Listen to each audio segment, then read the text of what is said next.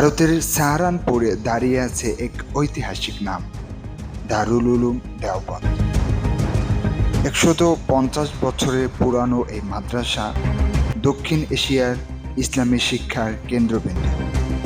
কিন্তু আজ প্রশ্ন ঘুরপাক খাচ্ছে, কেন মোদী সরকার প্রতিষ্ঠানটিকে পুরোপুরি বন্ধ করছে না?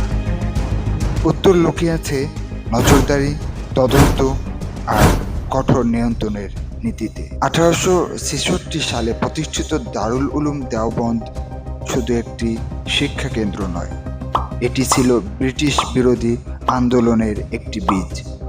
আর আজও কোটি কোটি মুসলিমের কাছে এটি একটি ধর্মীয় প্রতীক। ভারত মুসলিম বিরোধী হলেও কিন্তু বর্তমান ভারতের বিজেপি সরকার দারুল উলুমের প্রতিটি পদক্ষেপের উপর কড়া নজর রাখছে। বিভিন্ন সংস্থার মাধ্যমে তদন্ত করছে মাদ্রাসা অর্থায়ন, বিদেশি যোগাযোগ আর অনলাইনে প্রচারিত বার্তা, মাদ্রাসার ওয়েবসাইট, প্রকাশিত ফতোয়া, এমনকি ছাত্রদের সামাজিক যোগাযোগ মাধ্যমের পোস্টও সরকারের রাডারের নিচে। সন্দেহজনক যে কোনো বিষয় দ্রুত আইনি তদন্তে করাচ্ছে।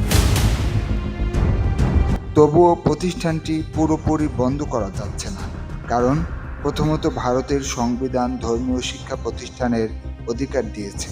দ্বিতীয়ত দারুল উলুম শুধু ভারতের নয়, পাকিস্তান, বাংলাদেশ থেকে মধ্যপ্রাচ্য পর্যন্ত মুসলিম সমাজে প্রভাব বিস্তার করেছে।